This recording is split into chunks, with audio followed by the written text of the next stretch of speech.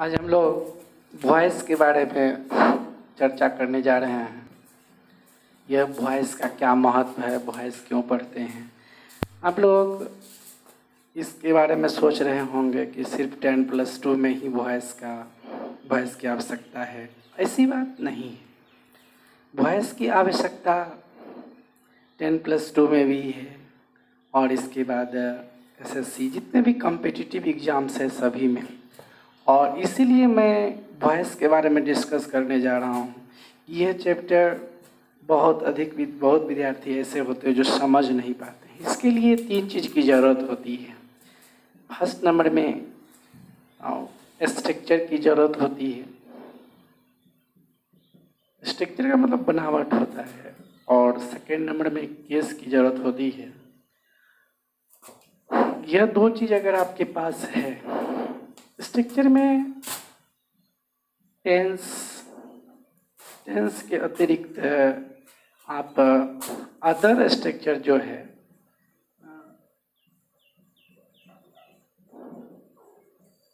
Other structures और tense दोनों की ज़रूरत होती है और केस। तो हम यहाँ पर सिर्फ आज टेंस का स्ट्रक्चर के बारे में और केस के बारे में नहीं बताएंगे। हम यहाँ बताने जा रहे हैं कि हम लोग कैसे बनाएंगे इसको, उसके बारे में हम विस्तार से जान रहे हैं। तो सबसे पहली बात है कि ये तो जान गए कि स्ट्रक्चर और केस। एक बात और आपको बताना चाहिए, बताना मतलब जरूरी है जानना कि हम लोग वॉइस जो पढ़ते हैं उसका कहाँ कहाँ महत्व है, क्या महत्व है। अगर आप वॉइस नहीं जानते तो आप जितनी भी साइंस का लैंग्वेज है, जिसको आप साइंस एंड टेक्नोलॉजी कह सकते हैं, विज्ञान और तकनीकी की जो भाषा है, उसमें पैसिव वॉइस की बहुत अधिक ज़रूरत होती है।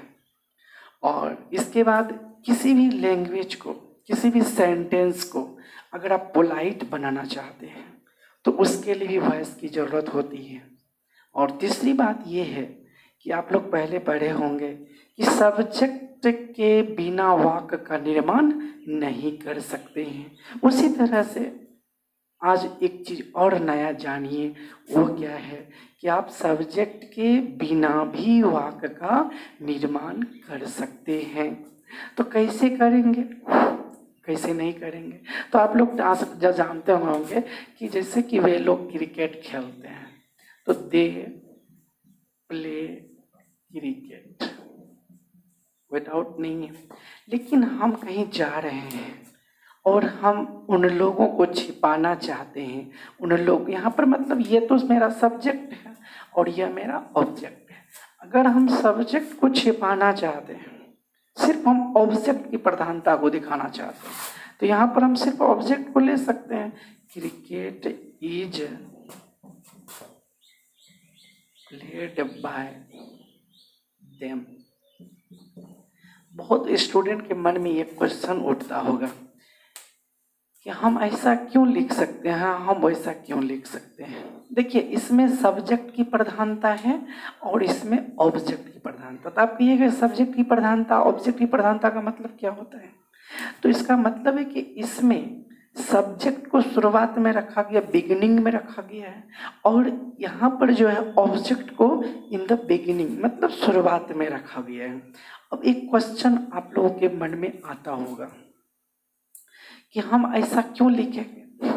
देखिए, बाय देम जो मैं दिया हूँ ये ऑप्शनल होता है। अगर आप कभी किसी से इंग्लिश सुने होंगे बोलते हुए तो उसमें देखिएगा ऐसा ही बोला जाता है, cricket is played. Bye them नहीं दिया जाता, ये ऑप्शनल होता है, ऐच्छिक होता है स्पोकन में विशेष रूप से। तो आज हम लोग ये जान रहे हैं कि इस वाक्य को कैसे हम लोग बनाएंगे।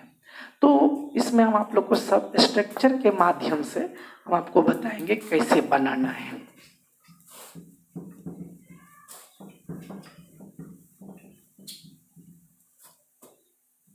देखिए, तो सबसे एक चीज और भी थोड़ा जान लेना चाहिए, काइंड्स ऑफ वॉइसेज। पहला है एक्टिव वॉइस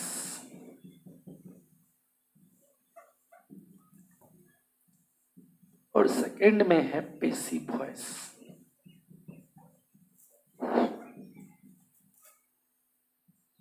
और तीसरा है मिड वॉइस। एक्टिव वॉइस में क्या है, इसमें सब्जेक्ट प्रिंसिपल होता है, मुख्य होता है।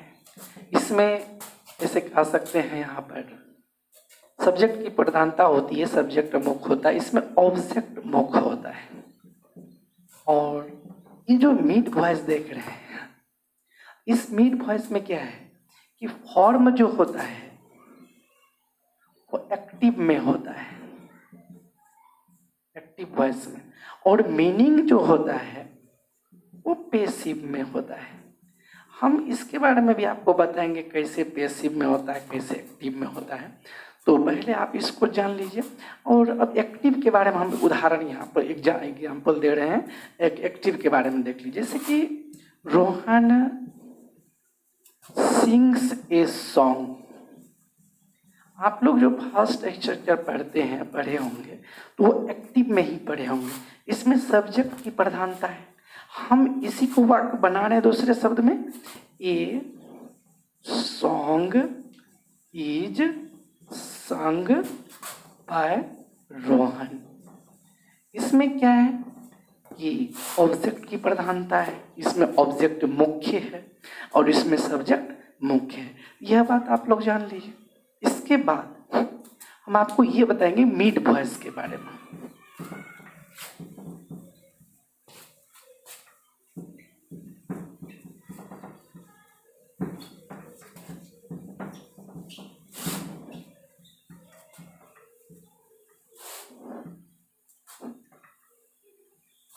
ये जो मिड वॉइस है कुछ यूनिक है, जो पहले शायद कभी आप नहीं पढ़े होंगे। इसका एक दूसरा नाम भी है क्वेसी वॉइस, क्वेसी वॉइस। इसको जब देखिए आप, फॉर्म में एक्टिव होता है और पैसिव में, मतलब सॉरी, मीनिंग में पैसिव होता है। जैसे देखिए शुगर टेस्ट स्वीट, चीनी मीठी होती है। देखिए यह एक्टिव में है, ठीक है। अगर हम इसको पैसिव में बनाते हैं तो एक्टिव में है, लेकिन इसका हम अगर अर्थ लगाते हैं तो पैसिव में हो जाता है। कैसे, आप उसको भी देख लीजिए। Sugar is sweet when it is tested. एक बात यहाँ पर है, समझने की कोशिश कीजिएगा। चीनी मीठी होती है, सब जानते हैं, लेकिन जब तक चीनी को आप चखिएगा नहीं तब तक यह मीठा कैसे फीलिंग होगा। तो sugar is sweet when it is tested, इसका मतलब है कि फॉर्म में देखने से लगता है एक्टिव, लेकिन रियल मीनिंग अगर हम लोग बात करेंगे तो रियल मीनिंग यह होता है कि चीनी मीठी होती है जब इसे चखा जाता है। तो हम लोग जो इसको बनाते हैं जनरली वे में, तो यह तो सब्जेक्ट हो गया आपका और यह कंप्लीमेंट हो गया। तो शुरू में हम लोग सब्जेक्ट और कंप्लीमेंट रख देते हैं, बीच में बी क्रिया का प्रयोग कर देते हैं। इसके बाद व्हेन के बाद शुगर के लिए इट का प्रयोग करते हैं और इसके बाद इज टेस्टेड हो गया। इसमें कोई प्रॉब्लम नहीं है, कहीं भी नहीं। अब हम लोग जो है, अब हम लोग बनाएंगे कैसे उसके बारे में देखिए और जानिएगा। बहुत हल्का है वॉइस, एक बार पढ़ लीजिएगा तो फिर कभी प्रॉब्लम नहीं होगा समझने में। देखिएगा बहुत सुंदर सा ट्रिक है। हम ए भी का बात कर रहे हैं। ए भी मतलब एक्टिव वॉइस और पी भी मतलब पैसिव वॉइस। आप जो अभी जो मैं आपको ट्रिक बता रहा हूँ, इसमें आपको टेंस का जो स्ट्रक्चर जितने हैं सभी बन जाएंगे, सभी बनाए जा सकते हैं इस नियम के आधार पर। सब्जेक्ट प्लस एच भी प्लस एम भी plus object plus other word. सब आदमी जानते होंगे नियम है, पहले सब्जेक्ट रखा जाता है, फिर एच भी रखा जाता है, फिर एम भी रखा जाता है, इसके बाद ऑब्जेक्ट रखा जाता है, इसके बाद अदर वर्ड रखा जाता है। कोई डाउट नहीं है। अब एक क्वेश्चन है, हम कैसे बनाएंगे इसके बारे में आप लोग भी बहुत इच्छुक होंगे कि हम कैसे बनाएंगे।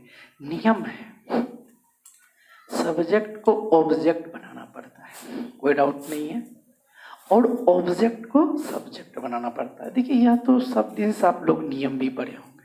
ऑब्जेक्ट को सब्जेक्ट और सब्जेक्ट को ऑब्जेक्ट, पैसिव वॉइस में। अब एक क्वेश्चन है, देखिए कुछ ऐसे सेंटेंस एक्टिव वॉइस में जो आप लोग पहले भी पढ़े होंगे, किसी में एच भी रहता है और किसी में एच भी नहीं रहता है। तो जिसमें एच भी रहेगा तो उसको डाल देंगे। इसके बाद क्या करेंगे, आप एक चीज नई बात आज जानना चाहिए आपको कि एक्टिव वॉइस में बी क्रिया नहीं होती है, लेकिन पैसिव वॉइस में बी क्रिया का प्रयोग किया जाता है। ये जो बी क्या है उसके बारे में हम आपको बताएंगे। ये जो बी क्रिया है ये एक्स्ट्रा होता है पैसिव वॉइस में, ये निश्चित रूप से इसको याद रखना पड़ेगा। एच बी के बाद बी और बी के बाद V3 और V3 के बाद by plus object. Other word जो रह गया उधर आप यहाँ पर अदर वर्ड दे दीजिए, कोई दिक्कत नहीं है। यहाँ पर ऑब्जेक्ट हो गया, इसके बाद अदर वर्ड हो गया। अदर वर्ड जब भी आप दिया जाता है तो ध्यान दीजिएगा, तो हम स्टार्टिंग कर रहे हैं, लेकिन अदर वर्ड का जो स्थान है जनरली लास्ट में ही होता है, लेकिन सेंटेंस के मीनिंग के आधार पर भी आप अदर वर्ड को रख सकते हैं। अब आइए हम लोग उदाहरण के सबसे पहले बी के रूप में जान लीजिए। बी का 8 रूप होता है, 8। इसमें देखिए कैसे क्या होता है, जैसे बी हुआ V1, इसके बाद V2 हो गया वाज और वेयर, यहाँ पर 2 V2, V3 जो है बीन हो गया, और V4 जो है बीइंग हो गया, और V5 जो है इज हो गया। कोई प्रॉब्लम नहीं है। अब एक बात आप लोग सोचिएगा कि 1 2 3 4 5 6 फॉर्म हुआ सर, 2 फॉर्म और कहाँ हुआ। एक बी का एक और दूसरा रूप होता है जिसमें आर और एम भी होता है। तो 1 2 3 4 5 6 7 8 मतलब 8 फॉर्म्स हो गया।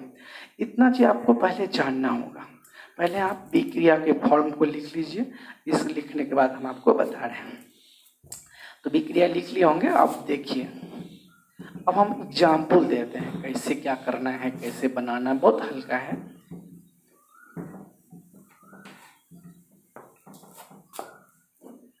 सबसे पहली बात तो हमको एग्जाम्पल आपको कोई भी ले सकते हैं जो इच्छा हो, ठीक है। हमारे भाई एक ले रहे हैं example, he sings a song,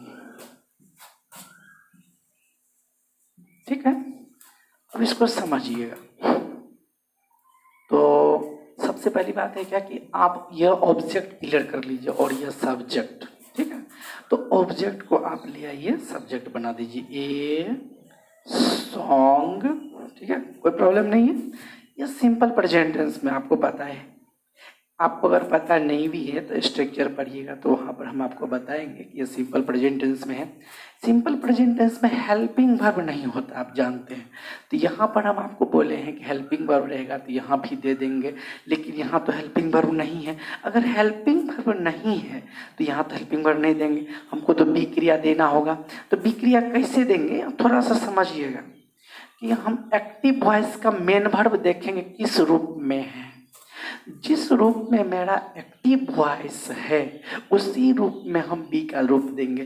तो मेरा V5 है, V1 या V5, बिल्कुल। तो बी का V1 और V5 जो होता है, V5 तो इज होता है, बी भी होता है, और बी का दूसरा रूप आर और एम भी होता है, ठीक है। ए सॉन्ग के बाद इज लगाएंगे। सिंपल प्रेजेंट टेंस में जब भी बात करेंगे तो बी का जो रूप होगा V1 और V5 के रूप में इज आर एम होगा। ये सॉन्ग इज, देखिए कोई दिक्कत नहीं होना चाहिए। आपके मन में एक क्वेश्चन उठता होगा कि हम आर क्यों नहीं लगाए, यहाँ थर्ड पर्सन सिंगुलर नंबर है इसलिए इज लगाए। ये तो बी क्रिया हो गया। इसके यह बी क्रिया हमारा हेल्पिंग वर्ब के रूप में यह काम करता है। यहाँ पर ये बी क्रिया, क्योंकि हेल्पिंग वर्ब तो इसके पास होता नहीं है, इसलिए हेल्पिंग वर्ब बी हो गया। बी के बाद हमको क्या देना है, V3। ये V3 क्या है, एक्टिव वॉइस का जो मेन वर्ब होगा वही V3 होगा। एक्टिव वॉइस का मेरा मेन वर्ब ये सिंग्स है, इसका V3 क्या हो जाएगा, संग। आपको एक चीज और मैं बताना चाहूँगा, V3 के बाद ये सब परमानेंट है। कहने का मतलब है कि अगर हमको यूज होता है, अगर हमको ज़रूरत है बाय प्लस सब्जेक्ट लगाने का तो हम लगाएंगे, संग बाय हिम। आप एक क्वेश्चन और आपके मन में होता होगा, यह जो बाय है, बाय जो प्रीपोजिशन है बाय जो प्रीपोजिशन है, तो बाय जो प्रीपोजिशन है, तो इस बाय के बाद क्या कहते हैं, एक नियम है, प्रीपोजिशन के बाद अगर आप नाउन या प्रोनाउन लगाइएगा तो वो ऑब्जेक्टिव केस में होता है। इसलिए हम आपको अभी बताए थे कि केस का बहुत ज़रूरत है, केस जानना चाहिए। ये मेरा ऑब्जेक्टिव केस में हिम है। तो इतना बात तो पूरा फ्रेश हो गया, कहीं कोई दिक्कत नहीं है। आपके मन में होगा कि एक क्वेश्चन और समझ में आएगा कि सर हमको हेल्पिंग वर्ब वाला भी दे दीजिए। आइए हेल्पिंग वर्ब वाला भी आपको हम दे देते हैं, पूरा विस्तार से थोड़ा सा देखिए।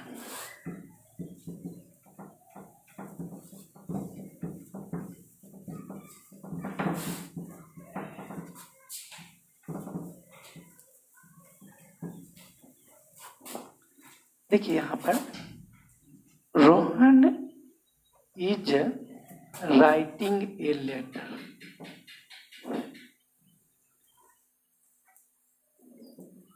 अब एक क्वेश्चन है यहाँ पर, तो हमको ऐसे बनाना है, तभी जो आप लोग को दिए थे तो उसमें क्या था कि हेल्पिंग वर्ब नहीं था, इसमें क्या है, हेल्पिंग वर्ब है। यहाँ पर देखिए ए लेटर, देखिए वहां पर ऑब्जेक्ट है, तो ऑब्जेक्ट को हम क्या किए, यहाँ सब्जेक्ट बना दिए। अब क्या करना है, सब्जेक्ट के बाद हेल्पिंग वर्ब रखना है, टेंस के अनुसार हेल्पिंग वर्ब रखना है। तो इज, यहाँ पर हेल्पिंग वर्ब इज दे दिए। अब देखिए इज के बाद क्या करना है, बी क्रिया का प्रयोग करना है।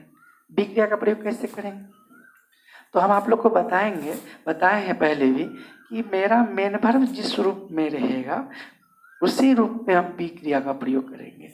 यहाँ V4 है तो बी का V4 बीइंग होता है। इसके बाद तो आपको बताएंगे कि बीइंग V4 के बाद बी क्रिया के बाद V3 plus by plus object, being written by Rohan. कोई दिक्कत है तो बोलिए थोड़ा सा।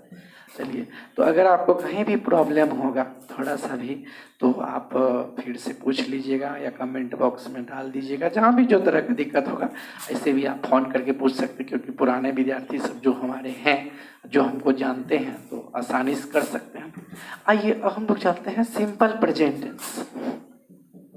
सिंपल प्रेजेंट टेंस, देखिए टेंस का तो आप लोग सब जानते हैं होंगे, 12 फॉर्म्स होते हैं, जिसमें खासियत है कि 4 फॉर्म्स जो है टेंस का नहीं बनाया जाता है, जिसमें कि बताएंगे कौन कौन नहीं बनाया जाता है। जिसमें हम आज स्टार्ट कर रहे हैं सिंपल प्रेजेंट टेंस का। तो आइए इसमें क्या करते हैं, ए भी का प्रयोग करते हैं। मतलब सबसे पहले एक्टिव वॉइस में जो देखेंगे उसका सब आप लोग जो पढ़े होंगे उसमें क्या पढ़े होंगे, subject plus V1/V5 plus object plus other word, यही पढ़े होंगे। अब इसका पी भी बनाइए, तो जो नियम बताएं, ऑब्जेक्ट को क्या कीजिए, सब्जेक्ट बना दीजिए। इसके बाद क्या करना है, अगर हेल्पिंग वर्ब है तो देंगे, नहीं है तो नहीं देंगे। तो आपको पता है कि इसमें सिंपल प्रेजेंट टेंस में अफर्मेटिव सेंटेंस में हेल्पिंग वर्ब नहीं होता है, तो इसलिए हम यहाँ हेल्पिंग वर्ब तो देंगे नहीं, क्योंकि कहाँ से लाएंगे हम, बी क्रिया। तो V1 और V5 के रूप में बी क्रिया अगर लगाएंगे तो इज आर एम होगा। कोई दिक्कत है तो बोलिए। और इसके बाद V3 देखिए, V3 का तो V3 बी क्रिया जब हुआ यहाँ, तो बी के बाद क्या देना, V3 plus by plus object plus other word. कोई प्रॉब्लम नहीं होना चाहिए।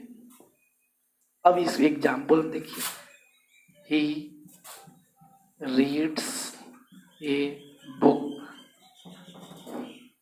अब देखिए ये सब्जेक्ट है, ये ऑब्जेक्ट है, जिसमें क्या करना है, ए बुक। ए बुक जब दे दिए तो हेल्पिंग वर्ब तो नहीं है, डायरेक्ट बी देना होगा। तो ए बुक के बाद हमको क्या करना है, इज आर एम है तो इज लगाना है। A book is red by him. कोई दिक्कत, क्योंकि यहाँ बी क्रिया हो गया, इसके बाद V3 के बाद बाय प्लस ऑब्जेक्ट। तो हमारे कुछ भाई लोगों को क्वेश्चन मन में आ सकता है कि बाय प्लस ऑब्जेक्ट का अभी आपने कहा ऑप्शनल होता है, कहाँ कहाँ नहीं देख सकते हैं। तो आपको मैं विस्तार से एक जानकारी देना चाहूँगा कि अगर पैसिव वॉइस में वाक्य का मीनिंग, किसी वाक्य का मीनिंग बाय प्लस ऑब्जेक्ट के बिना ही अस्पष्ट हो जाए तो बाय प्लस ऑब्जेक्ट को देने की जरूरत नहीं है। जैसे आपको एग्जाम्पल में देता हूँ, इसको आप लिख लीजिए, इसके बाद मैं आपको मिटा दूंगा। देखिए बाय प्लस ऑब्जेक्ट कहाँ मैं नहीं दूंगा, कहाँ दूंगा, इसके बारे में थोड़ा सा जान लीजिए, क्योंकि ये कन्फ्यूजन आप लोग को सब दिन रह जाएगा। जैसे देखिए पीपल स्पीक हिंदी इन बिहार, ठीक है, पीपल स्पीक हिंदी इन बिहार। एक बात देखिए, यहाँ पर बिहार मतलब लोग हिंदी बोलते हैं बिहार में, ये बात क्लियर है। लेकिन आपको एक बात जानकारी देना चाहूँगा कि हम अगर हिंदी, आपका ये ऑब्जेक्ट है और ये सब्जेक्ट है, Hindi is spoken, Hindi is spoken in Bihar. अब एक बात मैं आपको बताना चाहूँगा, बाय नहीं लगाया, बाय पीपल। कुछ भाई लोग ये क्वेश्चन, भाई लोग जो क्वेश्चन पूछ सकते हैं कि यहाँ पर बाय पीपल क्यों नहीं लगाएं, तो बाय पीपल लगाने की इसलिए ज़रूरत नहीं है कि हिंदी बोलने वाले लोग जानवर तो नहीं हो सकते, जब भी होंगे तो लोग ही होंगे, तो इसलिए हम यहाँ पर बाय पीपल को क्या किए, मतलब यहाँ पर इसको हम ऑप्शनल के रूप में छोड़ दिए। इसलिए यहाँ कोई ज़्यादा खास परेशानी की बात नहीं है। जैसे by police, by the police है, बाय पीपल है, बाय देम है, बाय अस है, बाय समवन है, बाय नो वन है, इस तरह का जो क्वेश्चन है। चलिए, तो हम लोग सिंपल प्रेजेंट टेंस का जान गए और इसको आप लिख लीजिएगा। इसके बाद हम लोग चलते हैं प्रेजेंट कंटिन्यूअस टेंस।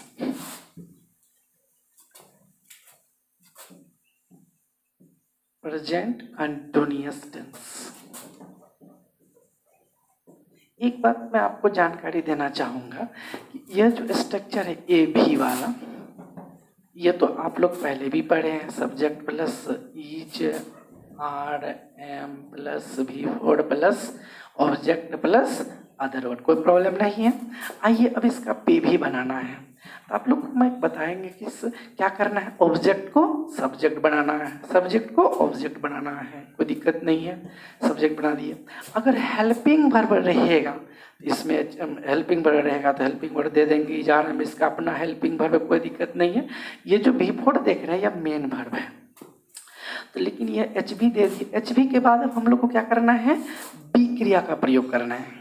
क्या चीज़ का प्रयोग करना है, बी क्रिया का। तो बी कैसे लगाएंगे, आप लोग को हम पहले भी बताए हैं कि हड़बड़ाना नहीं है, मेरा जो मेन वर्ब किस रूप में है देखना, भी फोर है तो बी का भी फोर क्या हो जाएगा, बीइंग हो जाएगा। बीइंग के बाद भी थ्री और भी थ्री के बाद by plus object plus other word. इतना ही तो बात है, कहीं कोई दिक्कत नहीं है। देखिए रोहन इज स्पीकिंग इंग्लिश, बहुत बढ़िया से समझिए, कोई दिक्कत नहीं है। एकदम ऐसा लगता है कि वॉइस आप जितना भारी समझ रहे होंगे, आज शायद हमको लगता है उतना हल्का हो गया होगा। इसमें सब्जेक्ट और ये ऑब्जेक्ट, तो क्या करना है, ऑब्जेक्ट को सब्जेक्ट बना देना है, इंग्लिश, कोई दिक्कत नहीं है। हेल्पिंग वर्ब दे देना है, इंग्लिश इज। इसके बाद क्या करना है, बी क्रिया लगाना है, English is being spoken by Rohan. कोई प्रॉब्लम तो बोलिए थोड़ा सा। अब एक चीज मैं आपको यहाँ पर विशेष रूप से जानकारी देना चाहूँगा, इस तरह से आप कोई भी एग्जाम्पल बना सकते हैं। जैसे कि हम एक अदर दूसरा एक बार लिख लीजिए आप लोग, इसको हम भी दूसरा उदाहरण में देता हूँ।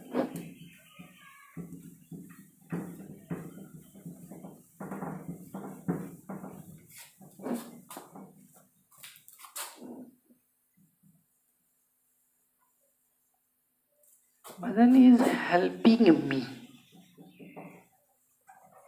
आप लोग एक क्वेश्चन मन में आता होगा कि अगर इस तरह का वाक्य रहेगा तो हम कैसे जानेंगे कि प्रेजेंट कंटिन्यूअस में है। देखिए अभी मैं स्ट्रक्चर बताया ए बी और पी बी। ए बी में आप पढ़े होंगे subject plus इजारम plus V four plus object plus other word. अब इसका ए बी में है या हमको बी भी बनाना है, कोई प्रॉब्लम नहीं है। तो ये ऑब्जेक्ट है और यह मेरा सब्जेक्ट है। तो ऑब्जेक्ट क्या कीजिए, सब्जेक्ट बनाइए। एक बात है, ये तो ऑब्जेक्ट है, अगर आप इसको सब्जेक्ट बनाइएगा तो मी को आई में बदलना होगा। आई, आपको मैं बताया पहले से इसके पास हेल्पिंग वर्ब है, आई एम। बी क्रिया लगाना है, हेल्पिंग वर्ब पर तुरंत बी क्रिया मैं दिया हूँ ऊपर में। बी क्रिया लगाना तो कैसे लगाना है, तो मेन वर्ब जिस रूप में रहेगा उसी रूप में बी क्रिया लगाना है। तो हेल्पिंग वर्ब, हेल्पिंग है, B4 है तो बीइंग हो गया, बीइंग के बाद हेल्प्ड हो गया, हेल्प्ड बाय मदन हो गया। कोई दिक्कत है तो बोलिए थोड़ा सा। अब एक बात मन में आप लोगों का आता होगा कि सर अगर हम पैसिव में परीक्षा में, इस बार भी बहुत एग्जाम ऐसे हैं जिसमें पैसिव में क्वेश्चन रहते हैं, उसको एक्टिव में बनाना होता है, जिसे हम आपको यहाँ पर दे रहे हैं। Rohan is being beaten by me. अब क्वेश्चन है देखिए यहाँ पर, तो आप जैसे ही बीइंग देखिएगा और इज देखिएगा तुरंत समझ में आ जाएगा कि इसका मतलब क्या है कि is are am plus V4। तो प्रेजेंट कंटिन्यूअस में हो गया, तो प्रेजेंट कंटिन्यूअस में मेरा वाक्य हो गया। तो हम क्या करेंगे, मी को आई में बदल देंगे, क्योंकि वहाँ तो आप जान रहे ऑब्जेक्ट है, ये ऑब्जेक्ट है तो हम इसको क्या करेंगे, सब्जेक्ट बदल देंगे। आप एक बात देखिए, आई के साथ तो इज नहीं लगा सकते हैं, जब भी लगाइएगा तो एम लगाइएगा। आई एम, कोई प्रॉब्लम मत देखते, थोड़ा सा भी अगर आपको कहीं दिक्कत होगा जरूर बताइएगा, हम अगले क्लास में पुनः उसको कन्फ्यूजन को दूर कर देंगे।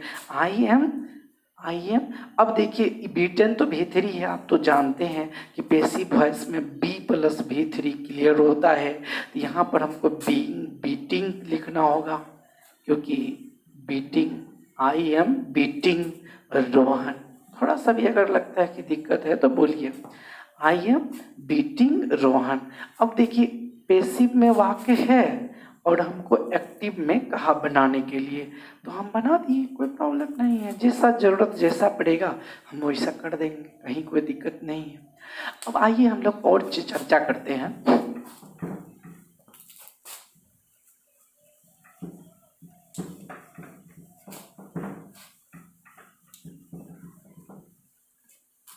प्रेजेंट परफेक्ट टेंस का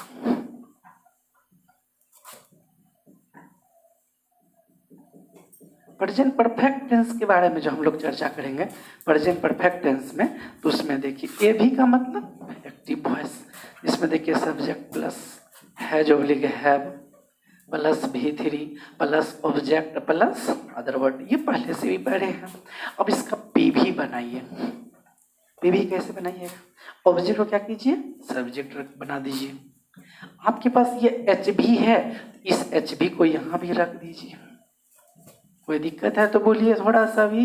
इसके बाद बी क्रिया लगाना है, नहीं तो बी क्रिया कैसे लगाइएगा, किस तरह से लगाइएगा, मैं आपको बताया था कि बी अपने मन से नहीं लगाना है। मेरा जो एक्टिव वॉइस का भी मेन वर्ब जिस रूप में होगा उसी रूप में हमको यहाँ पर प्रयोग करना है। तो बीन, बी का V3 been plus V3 plus by plus object plus other word, कोई दिक्कत, by plus object plus other word ये देने की जरूरत नहीं भी है, आप दे भी सकते हैं नहीं भी दे सकते हैं।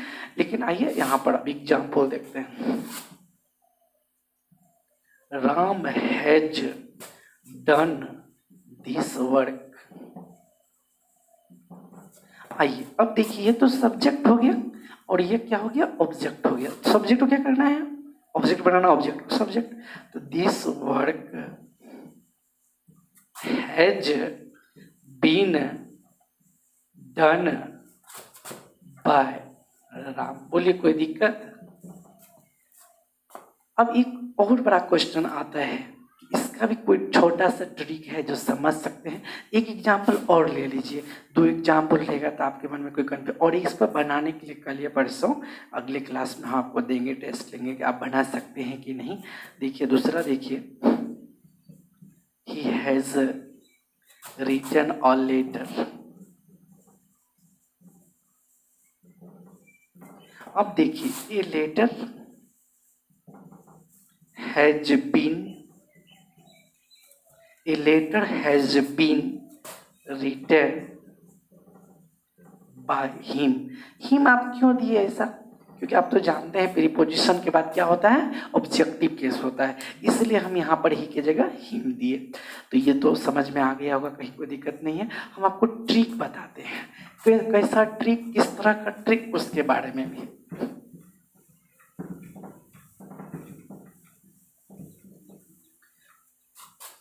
देखिए अब सिंपल प्रेजेंट टेंस में सिंपल एसपीटी मैं कह देता हूँ जिससे कोई दिक्कत नहीं होगा। सिंपल प्रेजेंट टेंस में क्या है, ए भी वाला, ए भी में आप क्या पढ़े, V1/V5, कोई दिक्कत नहीं। अगर आप पी भी बनाते हैं तो इसमें क्या करना है, is are am plus V3। याद रखिए कभी भी is are am plus V3 रहेगा तो समझ लीजिएगा सिंपल प्रेजेंट टेंस का पैसिव वॉइस है। उसी तरह से हम लोग प्रेजेंट कंटिन्यूअस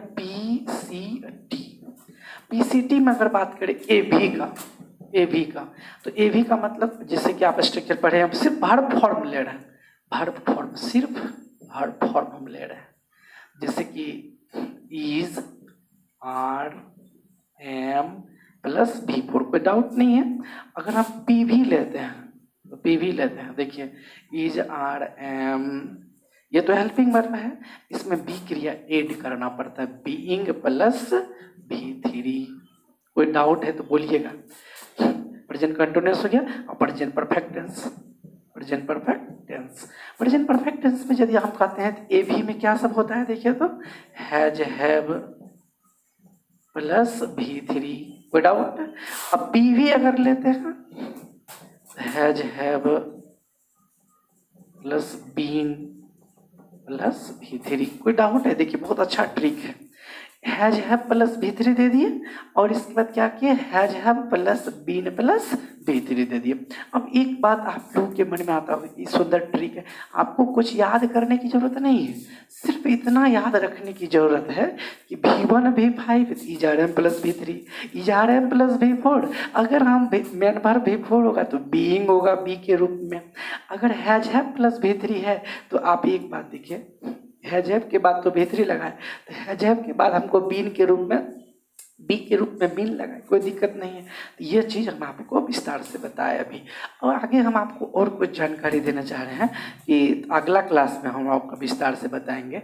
तो आज यहीं तक, इसको रात में देखिएगा, जब भी आपको लगेगा समय तो देखिएगा बढ़िया से, और जो भी प्रॉब्लम होगा कल फिर अगले क्लास में आप कमेंट बॉक्स में डाल दीजिएगा, जो भी दिक्कत होगा हम आपको कर देंगे, ठीक है।